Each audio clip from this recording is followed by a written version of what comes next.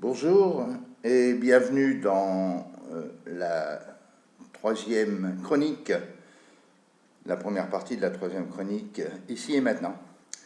Voilà, nous allons revoir encore ensemble quels sont les différents éléments qui pourraient amener au collapse, à cet effondrement que je crains le plus. Et dans la deuxième partie, nous verrons quelles sont les solutions que vous pouvez individuellement ou collectivement apporter.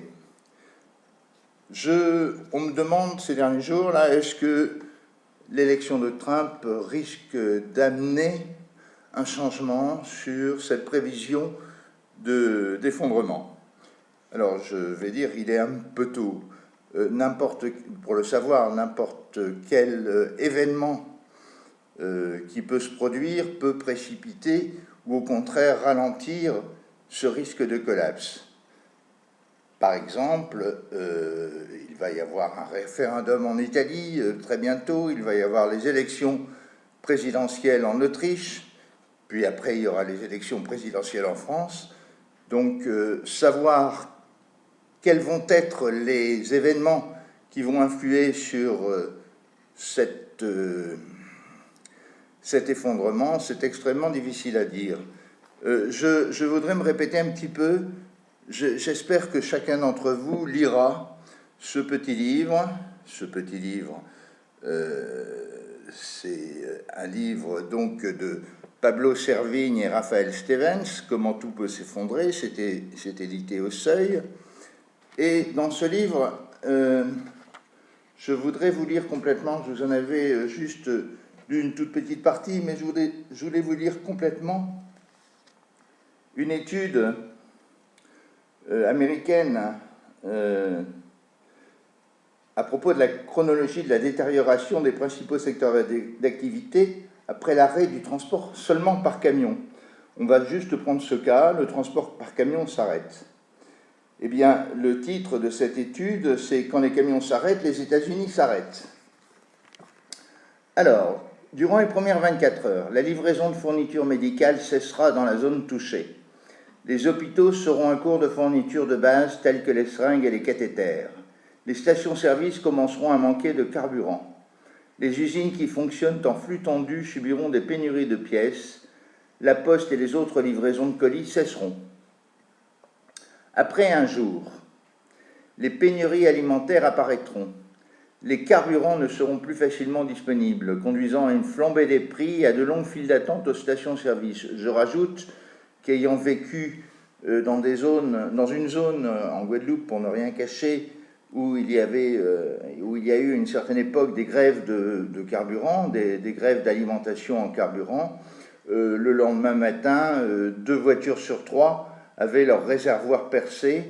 Enfin, le lendemain matin, au bout de quelques jours, 2 voitures sur 3 avaient leur réservoir percé, des voitures qui étaient dans la rue, et le carburant se vendait très vite au marché noir, à peu près 3 fois le prix, 3 fois son prix normal.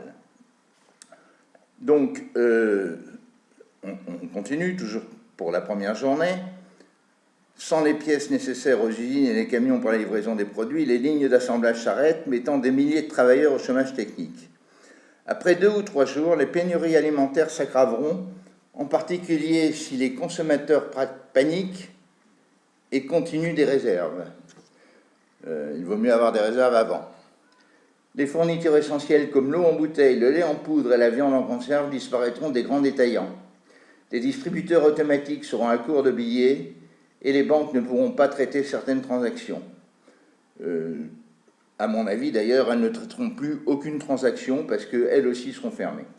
Les stations-service seront à court de carburant, les poubelles s'accumuleront dans les zones urbaines et suburbaines, les porte-containers s'immobiliseront dans les ports et le transport ferroviaire sera perturbé avant de s'immobiliser. Après une semaine, les voyages en automobile cesseront en raison du manque de carburant. Sans voiture ni bus, de nombreuses personnes ne seront pas en mesure de se rendre au travail, faire leurs courses ou accéder aux soins médicaux. Les hôpitaux commenceront à épuiser leurs réserves d'oxygène. Après 2 semaines, l'eau potable commencera à manquer. Après 4 semaines, le pays aura épuisé son eau potable et il ne sera plus possible de boire qu'après ébullition. En conséquence, les maladies gastro-intestinales augmenteront, mettant d'autant plus sous pression un système de soins de santé déjà affaibli. Voilà, et ça, c'est uniquement, c'est pas un effondrement global, c'est uniquement l'effondrement du système de transport routier aux États-Unis. Il y a bien sûr d'autres causes, on en a déjà parlé, les causes principales pouvant être un effondrement du système bancaire, c'est celle auquel moi je pense le plus, qui me semble la plus probable. Cet effondrement du système bancaire entraînant l'effondrement du système de distribution monétaire, des échanges commerciaux simplement, des refus d'accepter l'échec, des distributeurs de billets qui seront vides, des gens qui n'auront plus les moyens d'acheter, une violence qui commencera à s'établir, et après, il faut quand même, en plus, penser à une chose importante, c'est que il suffit, comment dire, d'un geste malheureux dans certains quartiers, dans certaines cités, d'un geste malheureux d'un policier, comme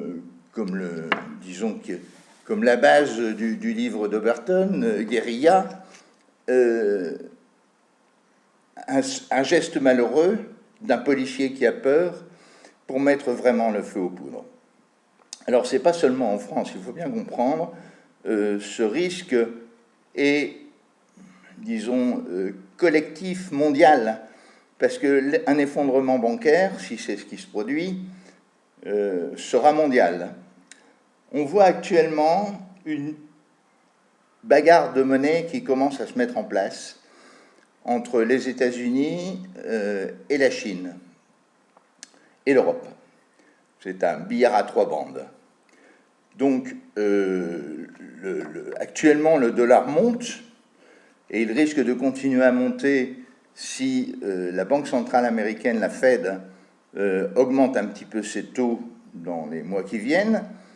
Je pense qu'il faut que tout le monde commence à se méfier le jour où le dollar est égal à 1 euro. Actuellement, l'euro est encore un peu plus fort que le dollar, 1,05, mais le jour où le dollar continuera à monter et sera égal à 1 euro, il est fort probable que les marchés financiers deviennent assez instables. Si là-dessus, en plus, le yuan, les Chinois baissent leur monnaie, dévaluent, ça sera quasiment pour les États-Unis une guerre économique. Et on ne sait pas où elle peut nous mener.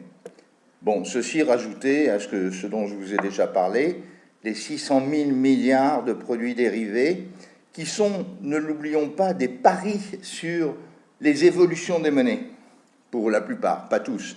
Il y a des produits dérivés sur les matières premières, il y a des produits dérivés sur les matières alimentaires, il y a des produits dérivés sur des produits dérivés, mais les principaux, pour 80%, les produits dérivés sont sur les variations des monnaies. Et s'il y a une variation brutale d'une monnaie quelque part, les parieurs, qui sont les grosses banques, je vous l'ai déjà dit, ces grosses banques qui détiennent la majorité de ces 600 000 milliards de dollars, c'est-à-dire 10 fois le PIB mondial à peu près, ces grosses banques, si une de ces grosses banques lâche, que ça pourrait être la Deutsche Bank, ça pourrait être la Société Générale, ça pourrait être le Crédit Agricole, ça pourrait être Goldman Sachs, ça pourrait être Lehman Brothers, non, non, Lehman Brothers, c'est fini depuis longtemps. Ça pourrait être aux États-Unis, à quoi je pense. Bon, enfin bref, quelques banques américaines, je vous les retrouverai pour la prochaine fois. Quelques banques américaines, et si ces banques américaines, si l'une fait un mauvais pari, l'ensemble du système peut ne plus tenir debout. Les appels en paiement des produits dérivés, des banques qui ont perdu, peut les mettre totalement à genoux. Ça peut arriver beaucoup plus vite qu'on ne pense. Donc, pas d'affolement, mais pensez-y, préparez-vous, soyez prêts, ne soyez pas surpris si un jour ça arrive. Ayez déjà prévu quelques plans personnels ou collectifs de, je ne vais pas dire de survie, ça ne serait pas tout à fait le terme, mais d'éviter, pour vous permettre d'éviter de vous retrouver dans des situations dont vous auriez beaucoup de mal à vous sortir. Voilà, à tout à l'heure.